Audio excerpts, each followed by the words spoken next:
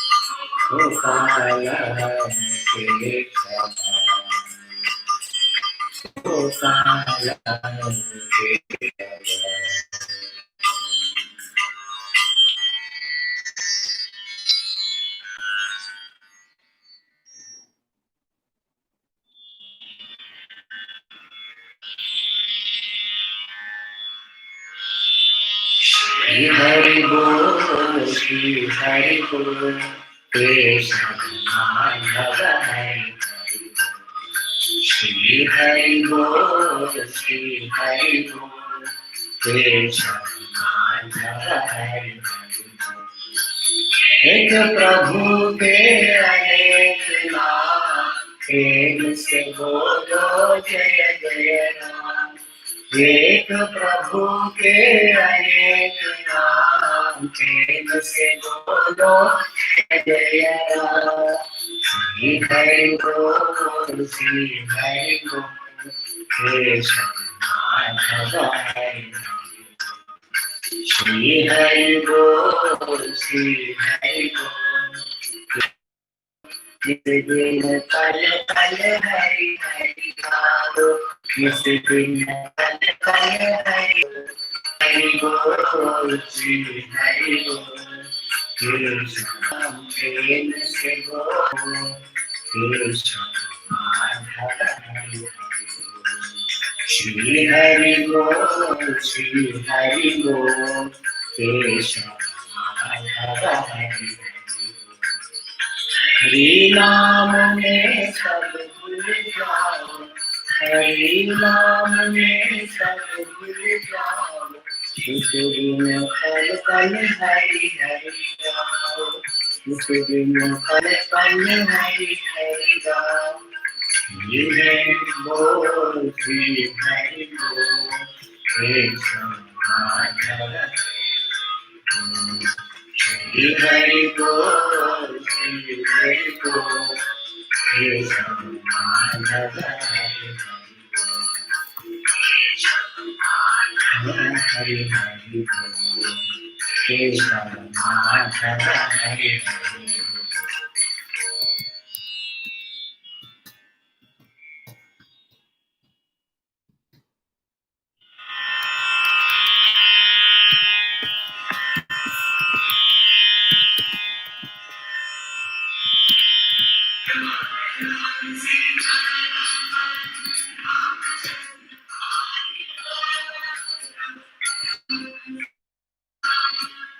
Ramachandra Padma Ramakrishna Govinda Padma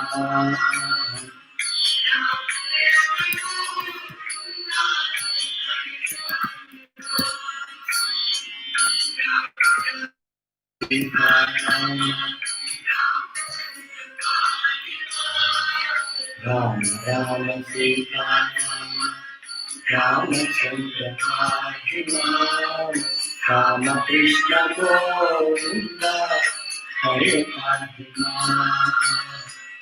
Ramakrishna Govinda Hare Padma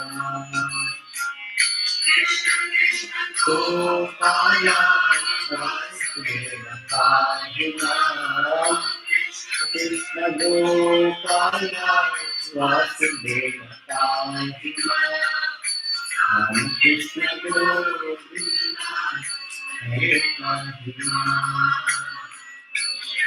Krishna Govinda Hare Padma Krishna Krishna Gopala Vasudeva Padma Krishna Krishna Gopala Vasudeva Padma Rama Krishna Govinda Hare Padma Rama Krishna Govinda Hare Padma Hare Gandhara Nilakanta Padma Hare Hare Gandhara Padma Rama Krishna Govinda Hare Padma Rama Govinda Hare Padma Hare Gandhara Nilakanta Padma Hare Gandhara Nilakanta Padma Rama Krishna Govinda Hare Padma Rama Krishna Govinda Hare Padma Rama Sita Rama Ramachandra Padma Rama Rama Sita Rama Ramachandra Padma Rama Krishna Govinda Hare Padma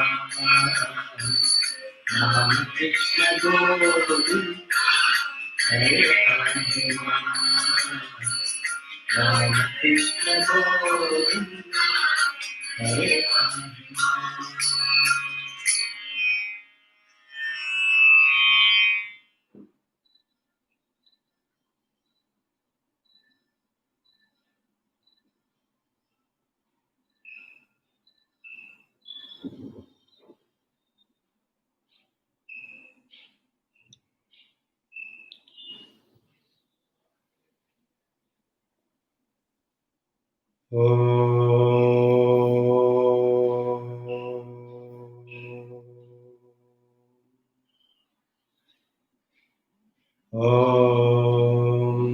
Sahana Bhavatu Sahanau Bhunaktu Saha Viryam Karavavahai Tejasvinavadhitamastu ma vidvishavahai Om Shanti Shanti.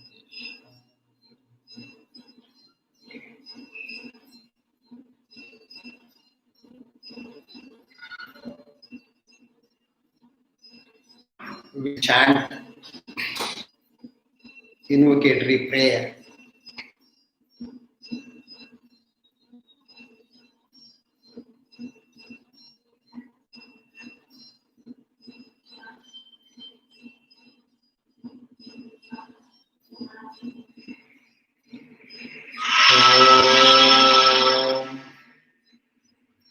भद्रं कर्णेभिः शृणुयाम देवाः भद्रं पश्येमाशभिर्यजत्राः स्थिरैरङ्गैस्तुष्टुवापुंसस्तनोभिः व्यशेम देवहितं यदायुः स्वस्ति न इन्द्रो वृद्धश्रवाः स्वस्ति नः पूषा विश्ववेदाः स्वस्ति नस्तार्क्ष्यो अरिष्टनेमिः स्वस्ति नो बृहस्पतिर्दधातु ॐ शान्ति शान्ति शान्ति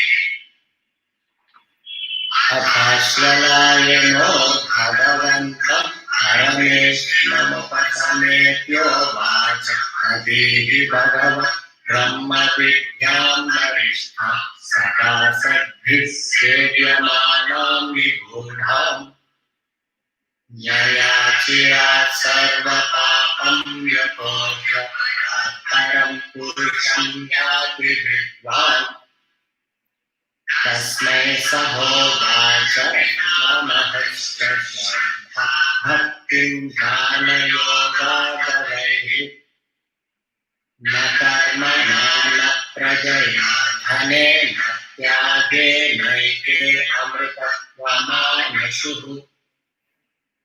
करेण नाकं निहितं गुहायां विभ्राजते यद्यतयो विशन्ति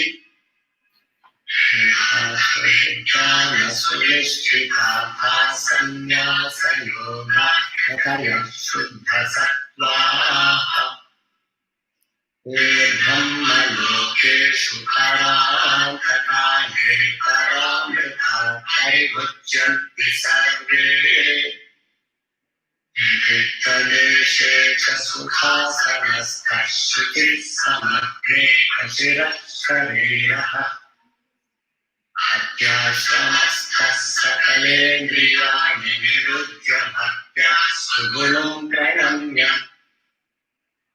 पुण्डरीकं विरजं विशुद्धं विचित्य मध्ये विशदं विशोकम् अचिन्त्यमव्यक्तमनन्तरूपं शिवं प्रशान्तममृतं ब्रह्मयोगिम् आकाशुलभ्याकैहीनमेकं विभुं शिवानन्दमरूपमद्भुतम् उमासहायं परमेश्वरं प्रभुं त्रिलोचनं नीलकण्ठं प्रशान्तम् ध्यात्वा मुनिर्गच्छति भूतियोनिं समस्तसाक्षिं तमसः परस्तात् स ब्रह्मा स शिवः सेन्द्रः सोऽक्षरः परमस्वराट् एव विष्णुः स प्राणः स कालोऽग्निः स चन्द्रमाः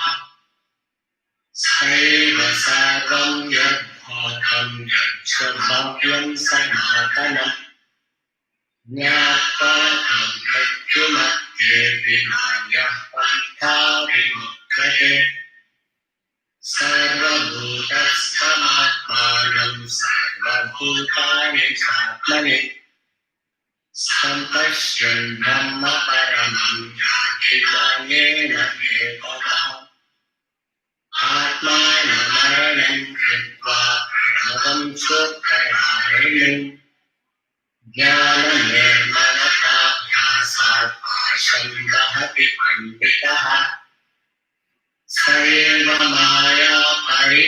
Adhikatma Sharenamaskaya Karoti Parvam Sriyannapanaadi Vichitra Bhogai Saeva Jadra Paritrupti Swapne Sajiva Sukha Dukha Bhokha Swamayaya Kalpita Vishwaloke Sushupti Kale Sukale Viline Kamodhibhuta Sukharupameti Anasya Janmantarakaarmayogan Saeva Jivasvapiti Prabuddhaha Tantrayukrivadiyascha Jivastatastu Jatam Sakalam Vichitram Paramanandamakhanda Bodham Yasmindayam Yati Puratrayam Cha Tasmad Jayate Prano Manas Sarvendriyani Cha Hammayujyotirapa Prithvi Vishwasya Dharini Shakkaram Dhamma Sarvatma Vishwasyayatanam Maha Sukshmat Sukshmataram Nityam Tattvameva Tvameva Tat Jagrat Swapna Sushuptyadi Chanya Prakashate Tadbrahmahami Jnatva Sarvabandhai Pramuchyate Sakshi Chinmakroham Sadashivaha Deva Sakalam Jatam Maya Sarvam Pratishthikam Sarvam Pratyabhinatam Asyalam Anavaliyanameva Tadvam Mahanaham Vishwamaham Vichitram Atanoham Purushohamesho Hiranmayoham Shivarupamasmi Haripato Hamachindra Shakti Ashamya Chakshus Lokakarmaha Aham Vijalami Shikharupo Vimita Ahachasaham Vedameva Vedya Vedanta Pratyeva Vidokachaham Yapape Namanasti Masho Najanma Geshendriya Buddhirasti Tirasti Nachali Logesti Nachambaram Cha Devam Viditva Paramatma Rupam Guhashayam Vishkayamadvitiyam Samasta Sakshim Sarvasatyahenam Kayati Shuddham Paramatma Rupam Yashata Sudhiramadhite Sogviputo Bhavati Surapana Puto Bhavati Mahatya Puto Bhavati Chakritya Puto Bhavati Asmada Vimuktamashako Bhavati Shastani Sarvada Sukritvajake Anena Jnanamaproti Samsaranavanashanam Tasmadevam Viditvainam Kaivalyam Phalamashnuke Kaivalyam Phalamashnuke iti.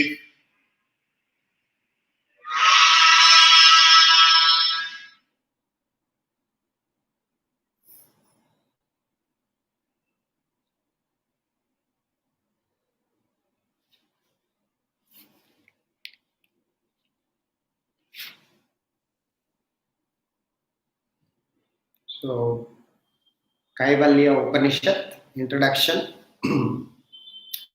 We have studied the Invocatory Prayer in the previous class. So, the message behind the Invocatory Prayer, a quick recap. The purpose of the prayer is to shift from the gross intellect to subtle intellect. The gross intellect is that intellect which is engaged morning to evening to function in the world for the benefit of the development of the world, development of the infrastructure, development of your survival and life as intelligence. The subtle intellect is that which takes you to analytical study and reflection and thinking beyond the periphery of the world to investigate the God, to investigate the Atman, perfection in the physical body, perfection in the mind, perfection in the intellect. You must proper physical fitness. You are qualified, are eligible to study the spiritual knowledge, self-knowledge, to grow spiritually.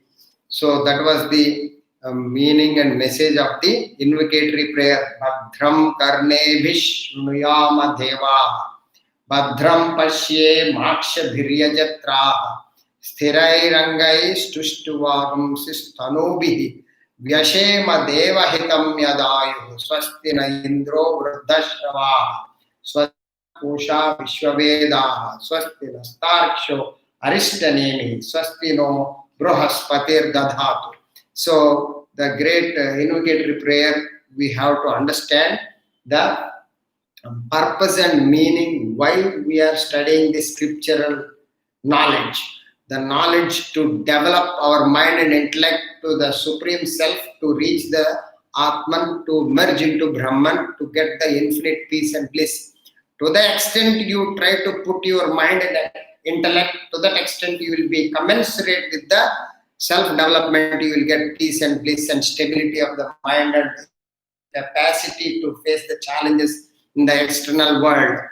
This knowledge, this subject will develop your personality in such a way that you will be able to handle any problem in the world. You will be king of life. If you want to be strong in life, mentally strong, you need no other choice except spiritual knowledge in proper study and understanding and practice. Therefore, the living is a technique, living is a skill, living is an art. One needs to learn and practice. Without learning and practicing the technique, you can't master the technique and you can't enjoy the benefits of that practicing the technique. So, just as an MBBS doctor, just as an engineer in automobile or any other field, he gets the technology, gains that knowledge and gains the wisdom and he implements in that field, and you call him, he is a great engineer, he is a great doctor, he is a great surgeon, he is able to, help the people in that field. Similarly, friends, you must understand living itself is a technique. And you must, if you want to command life of peace and prosperity, not demanding, not begging, you have to be a master of, you need to hold on to this technique and practice it. Living, you have to learn and practice. Hardly any human being understands.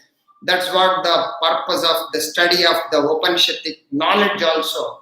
Here is the great knowledge of this Upanishad, which is Kaivalya Upanishad. So Kaivalya Upanishad is also conveys the same knowledge of the self, but this Upanishad appears in Atharvana Veda. So as you all know, Vedas are 4 varieties, 4 types. One is Rig Veda, Yajur Veda, third one Sama Veda, fourth one Atharvana Veda. So at the end of each Vedas, there are philosophical message, content, the Vedanta, the knowledge, reality, knowledge of the truth. Whoever wanted the knowledge, they go to the end portion of Vedas, which is the Upanishad. One of the Upanishad is Kaivalya Upanishad. It appears in Atharvana Veda. Atharvana Veda. It contains 2 parts. The Kaivalya Upanishad contains 2 parts. Part 1 contains 23 mantras. So this Upanishad's material, they call it mantras. In Bhagavad Gita, they call it verses. Bhagavad Gita, Atma Bodha, Tattva Bodha, all these spiritual textbooks, they call it verses, shlokas. Here they call it mantras, means very, very powerful statements of enlightened masters. Therefore, they are called mantras. Mantra means, many people have no idea what is the mantram. Mantra means they will think that something like magic, something will happen. It's not mantram. Mananat trayate iti mantraha. Mananat means by reflecting, by contemplating, by thinking on that particular thing repeatedly, you reach that end result of what you are thinking. So mananat trayate iti mantraha. Just by reflecting and contemplating and thinking fully with your mind and intellect, you achieve the results. That's what mantraha means. Mananat trayate iti mantraha. Now, there are part 1 contains 23 mantras and part 2, part 1, part 2. Part 2 has only 2 mantras. So totally 23 plus 2, 25 mantras put together is part 1 and part 2 put together is Kaivalya Upanishad. So Kaivalya Upanishad has this. The text has, the Upanishad can be summarized under 5 topics. So every textbook, for our easy study, the great masters divided into topics, a group of mantras communicating the same thought pattern of coming to a final conclusion, that is division of topics. Each topic will be conveying a message, and the message we have to gain and practice, and we will be able to enjoy the benefits of that message through knowledge of the self. So the text of the Upanishad can be summarized into 5 topics. The first topic that is how to gain knowledge of Brahman reality. How to gain knowledge of Brahman reality. So this is the first topic. The topic in part 1. The topic is dealt in 1 to 5 mantras. So first 5 mantras of part 1 deals with the how to gain knowledge of Brahman, the reality. So knowledge of the self, how to gain it, that is elaborately discussed in mantras 1 to 5 part 1.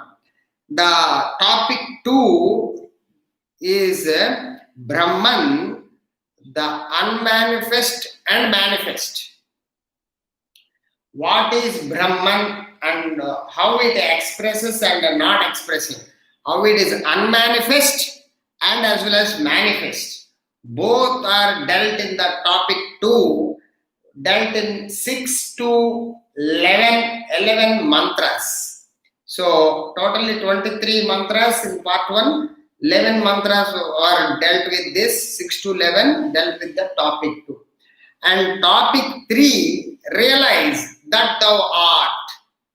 The topic 3 deals with the aphorism, famous aphorism. You have to realize that thou art. That means Supreme God Brahman. Thou means you are yourself. You are Brahman. You are the Supreme Self. That thou art. This topic is dealt from mantras 12 to 16. 12 to 16 is the mantras. Next is the topic 4, dealt with I am Brahman. Aham Brahmasmi. I am means not this personality. The Atman within, you realize as Brahman. The Atman in everywhere. Atman within, the self within is the same self everywhere.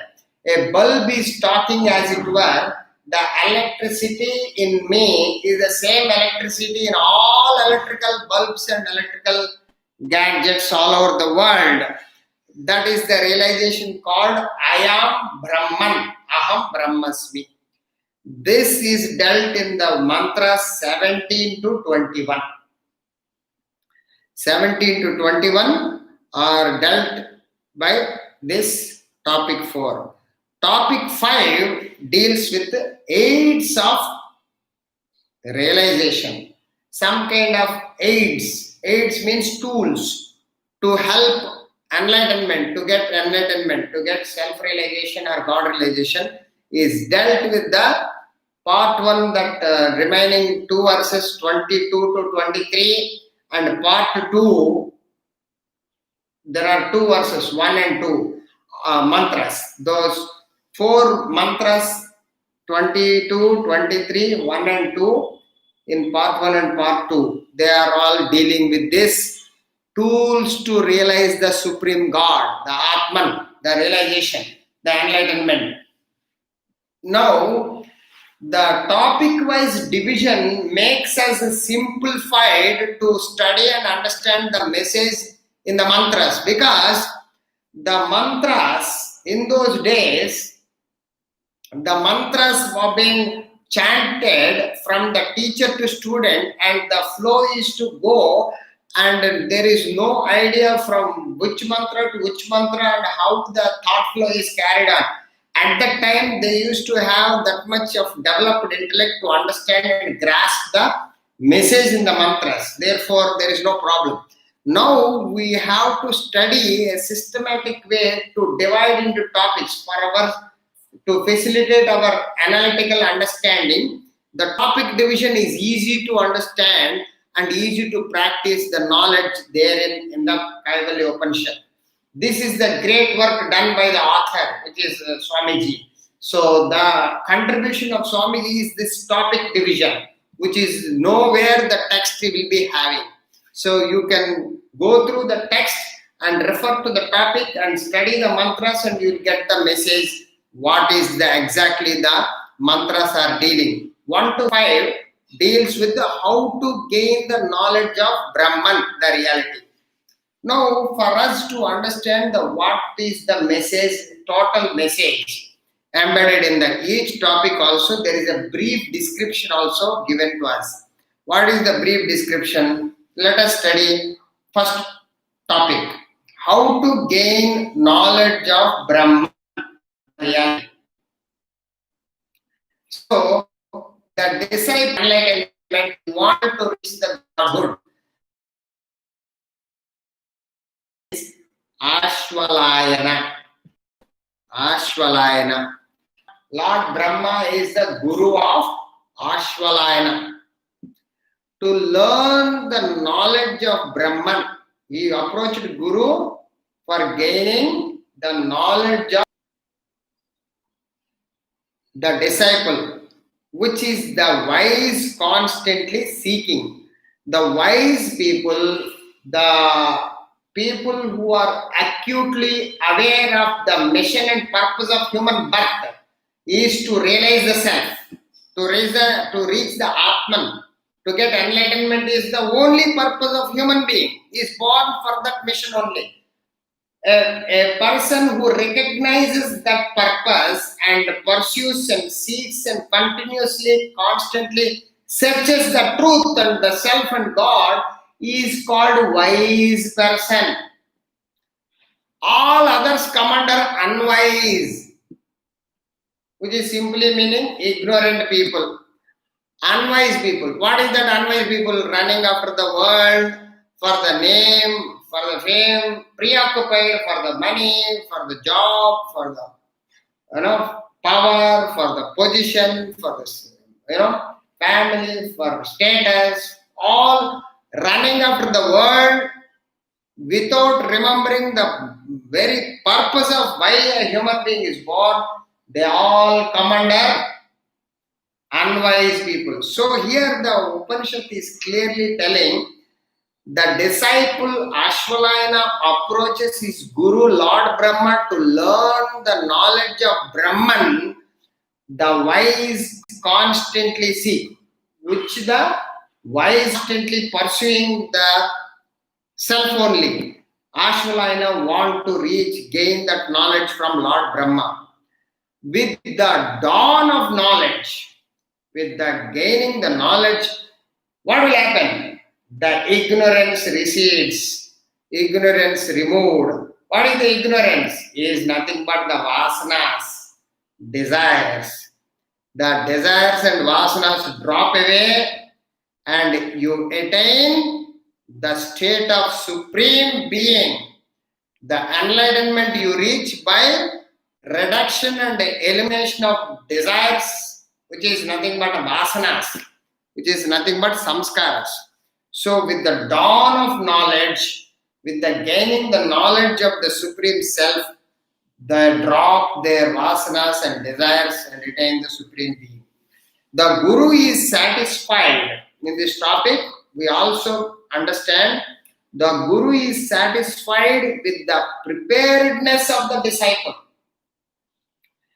Today, the disciple means the student who is thirsty, intense thirst for the development of reaching the enlightenment. That must be the true student. Guru is satisfied for such students. Who is Guru interested in? Guru is interested in intense desire for growth and for learning, for enlightenment. Here the context is reaching the Supreme God Himself. Guru is satisfied with the preparedness of the disciple and advises. Guru advises, attain that state through yoga of faith. When the student approaches, he advises. Guru advises the student. What he advises here, you get that state of enlightenment only by or through practicing yoga of faith. See, yoga of faith. Yoga means yuj. Yuj means joining the higher, joining the Supreme Self with faith. Faith means what? Many people not aware of the faith only. Faith means, many people think faith means you just believe somebody. Faith means not that. You have a conviction. It starts from belief, but it will end with reaching that goal, what you believed in. It is mostly, faith is equal to, in this context, Shraddha. You pursue a path till you reach the goal. Until you reach the goal, you don't give up in the middle. That is called faith, yoga of faith. You attain that state by yoga of faith. Second one, with devotion. No doubt you have faith, but do you have devotion? What do you mean by devotion? Devotion means surrender. You must surrender in the areas of your ignorance. Devotion is nothing to do with the muttering of the prayers, chanting the mantras, going to temple or church or mosque, claiming yourself is a great bhaktas. This is not the bhakti. Bhakti is nothing to do with the prayer and worship and begging into the doors of the temples and deities and gods and goddesses. This is not bhakti. Bhakti simply means surrender. Surrender in the areas of your ignorance. You have a bhakti, for example, you do not know medicine. You do not know medicine, then you must learn to surrender to the doctor who knows the medicine. You don't go to the doctor and dictate terms what he is supposed to do. That is not surrender. Similarly, you have no knowledge of engineering, the building, civil engineering.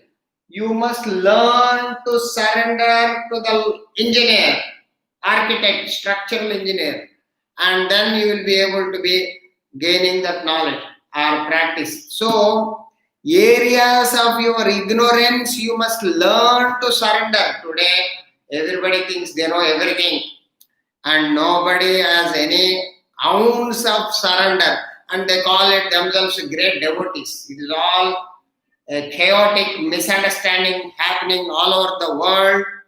Now, what is here the ignorance? No human being knows about himself. He knows everything about and about himself, not himself. Who are you? Where are you come from? When are you going from here? How are you going? Who is that? Who are you in essence? Nobody knows themselves. Everyone is very sure about themselves. What is that? You have a visiting card. I am so and so. You have a name, you have a birthday date, you have all these things belong to your physical body, not about yourself. Nobody has any clue about himself. Who am I? This is the area of your ignorance, and this area of ignorance you must learn to surrender. You do not know when did you come and when did you go and where are you going, how are you going. Who is your father's first father? When did you come this change started? You do not know. Who is that who is behind this world? Who is that who placed the sun and moon and stars and planets? What is this all about? Who is maintaining your blood pressure inside, blood sugar levels, temperature maintained? Who is doing all you? Who is maintaining the blood pressure, blood sugar? Who is maintaining the temperature outside? Who is maintaining the temperature and pressure outside and inside? How your alimentary canal is functioning, how your blood vessels functioning, how your arteries functioning, how your hands functioning, legs functioning. Nobody has any clue. If they to register one eyesight, there are 10,000 millions of operations are happening in split second. The area of this vast ignorance within you and outside of you is, if you recognize and surrender to that area of the unknown, you are a bhakta. A acute awareness of the ignorance of your self. You do not know that area of your ignorance. You must learn to surrender. That is bhakti.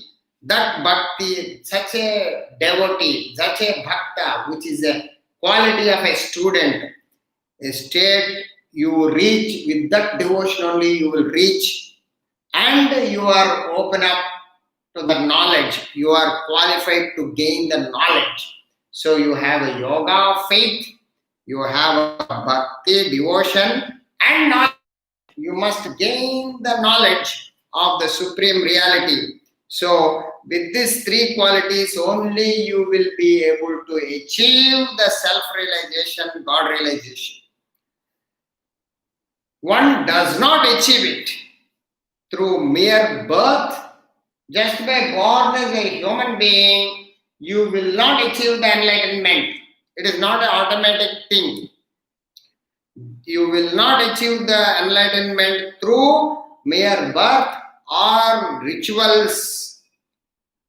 If you are performing mechanical routine practices of doing all activities, whatever practices, rituals without meaning and purpose, where they are taking, the rituals also will not take you, but they will take the very renunciation of wealth. Here is the renunciation, but by renunciation of wealth, you will be able to achieve enlightenment. This is the great guidance given by Guru to the student, Shishya. We are going to study what do you mean by this renunciation of wealth and everything elaborately in the verses 1 to 5.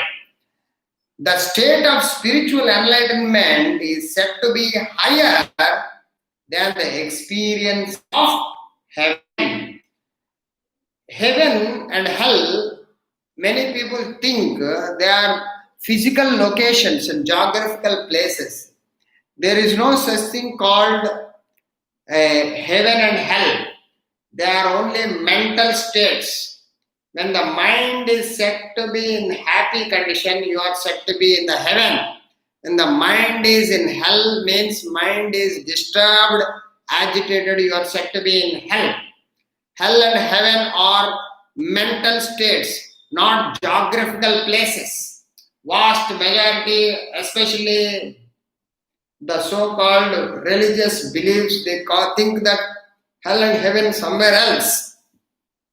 The spiritual enlightenment, the state of spiritual enlightenment is said to be higher. So the higher means the heaven or hell or mental state is ups and downs. Sometimes you will be hell, sometimes you will be disturbed, sometimes you will be peaceful. Happiness and sorrow, both are the mental state. If you go beyond the body, beyond the mind, beyond the intellect, then only you will get the enlightenment state of permanent bliss and peace. Therefore, it is higher than the experience of heaven. Ascetics means the sages and saints, well established in Vedantic wisdom. When you gain the knowledge of Vedanta, knowledge is information. This knowledge having taken into your system, you think, you reflect, you contemplate, you cogitate, you digest, you assimilate, and you absorb and make it your own, then the knowledge will be converted into wisdom. Then only you live that knowledge. Living that knowledge is the great enlightened masters achieved. Or else you will be having only information. You are good for teaching others but not digested, not practicing. It is useless for you anymore. So the Vedantic ascetics who established in Vedantic wisdom have renounced the world. They left the world, they dropped the world from the mind because their mind is established in the Vedantic wisdom, as the result of which they have no value for the world of changing phenomena.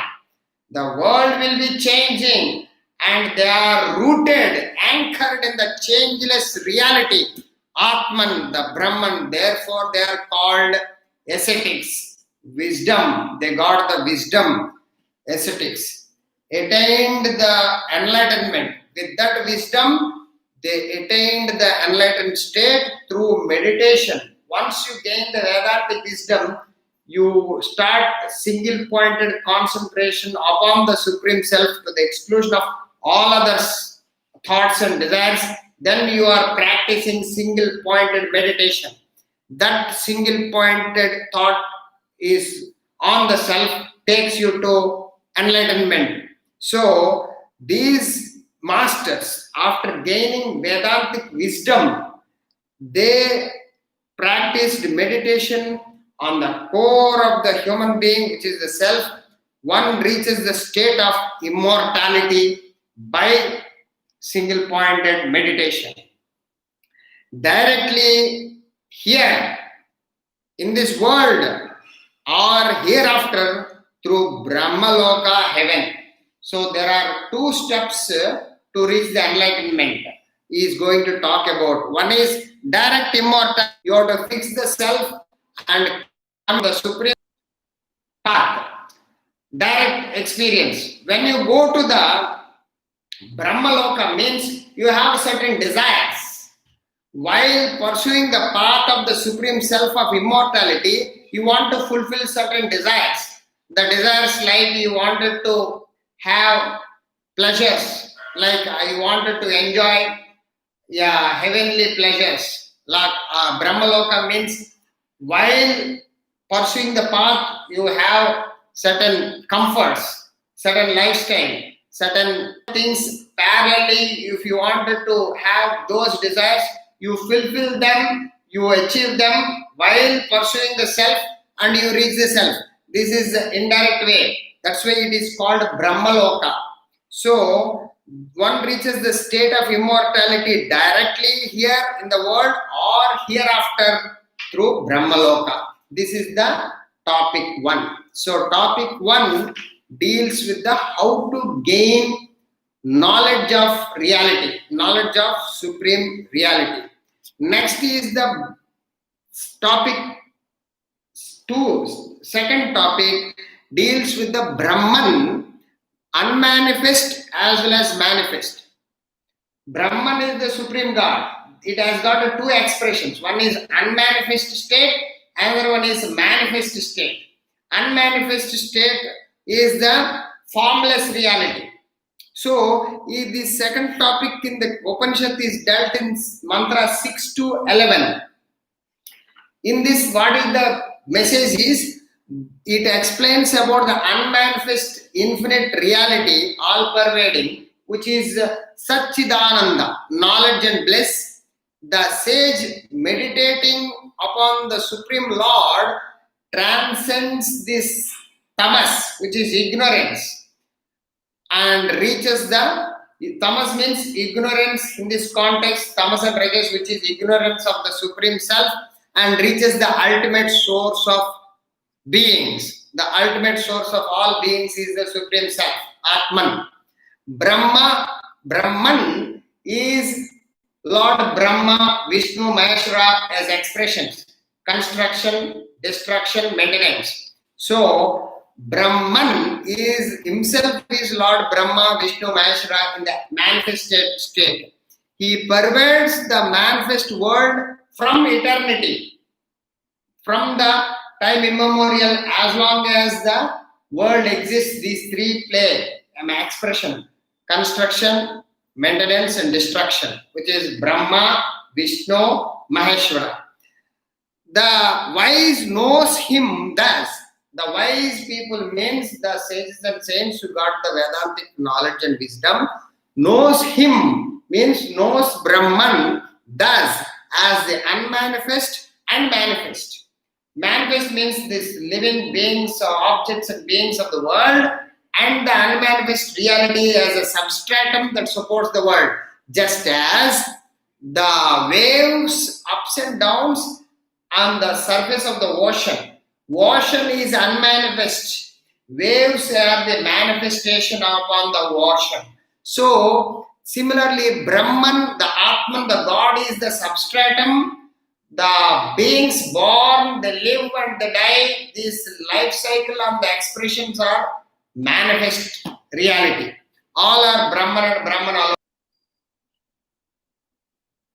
You have to understand the Brahman, the reality. The wise knows him thus, the unmanifest and manifest. He perceives the self in all beings and all beings in the self. So, the wise people who recognize the self, they also recognize the self in every being. Like you can see, when you see the bulb, you can see the electricity, you can visualize the electricity. Similarly, they see every being as the self within them. Another one is they also understand entire universe is in the space. Similarly, all fishes in the ocean, all birds in the sky. Similarly, all beings in the medium of consciousness, in the medium of Atman, in the medium of Brahman. So, the same idea has been recognized by the sages and saints. In the second topic, he deals with the 6 to 11 mantras. He perceives the self in all beings and all beings in the self. Attains liberation. When you get to that understanding, then only you will get the freedom from this bondage of this karma, bhakti, jnana, bondage of this vasanas, this birth and death and life cycle. So, such a person reaches Brahman, such a person realizes God. The topic 3, realize that the what. These mantras are 12 to 16. 12 to 16 mantras give the that the what message. You have to realize you are that, the Supreme God. The self abiding in the body does everything. So, the body is functioning from perceptions and actions because of the self activating the body to function, self enlivening the body to perceive and act. Eyes are functioning not because of the eye by eye itself. It is because of the self within the eye making the eye to see, enabling the eye to see. Without the self, the eye is useless. So, Just as electricity in the bulb, enabling the bulb to glow, to illumine, to give light. Without the electricity, the bulb is useless. Similarly, without the Atman, the self, the God within you, the body cannot perceive and act. Is that explanation given in the mantras? Deluded in ignorance, it plays about in the three states of consciousness as a waker and dreamer and deep sleeper. The people who don't understand this self and its goal and self its role within you, they are caught up in the cycle of waking, dream and deep sleep, waking, dream and deep sleep, and they lost in ignorance. The waker and the waking state is lost. The dreamer, dream experiences of joy and sorrow is lost in the dream world. And the deep sleeper enjoys this bliss of the deep sleep, nothingness, void. All three, waker, dreamer, deep sleeper, and every experience is nothing but there is a ignorance born, that ignorance of the reality. Everything, all waking, dream, and deep sleep, everything dissolves in ignorance. The individual self is born again and again because of the past actions, because of the past indulgence in the world of desires. They will be born again and again. The waking, dream, and deep sleep states of the three emerge from the one pure consciousness. Exist there. The three states arise, exist, and die away in that pure consciousness. The subtlest and the greatest, most auspicious Brahman is the pure consciousness, is being that the topic is dealt with. Consciousness functions as the self in all beings. In all beings, consciousness is the supreme self within, which is pulsating in the every living being. So you are essentially the supreme self. You are the self using this body, mind, and intellect to contact this external world of waking, dream, and deep sleep. You have nothing to do with this. You are the supreme self, the Atman. You are Brahman, that thou art. This is the message, realize that thou art. Next is I am Brahman, the topic 4. I am Brahman that illumines the worlds of waking, dream, and deep sleep. I am the Sakshi, witness, is in the dealt with the mantras 17 to 21 in the Upanishad. The waking, dream, and deep sleep has got only one Sakshi, which is the consciousness. Consciousness is common. Waker, dreamer, deep sleeper, waking world, dream world, deep sleep world, which is nothingness, are passing phenomena. The pure consciousness, ever auspicious pure consciousness, distinct and separate from these three conditioned states. From me alone, all have arisen, all exist in me, and in them, in me they dissolve. The consciousness is proclaiming, I am Brahman, in me everything arises, everything exists, everything dissolves. As if ocean is talking as it were. From me the wave arises, the wave exists for a while, and the wave dies away. That is the way the explanation is being given. I am that non-dual Brahman, I am the subtlest supreme being, ever consciousness, inconceivable power pervading the multifold, manifold universe. That Brahman am I. So the subtlest of the subtlest is Brahman, God within. Beyond that there is nothing.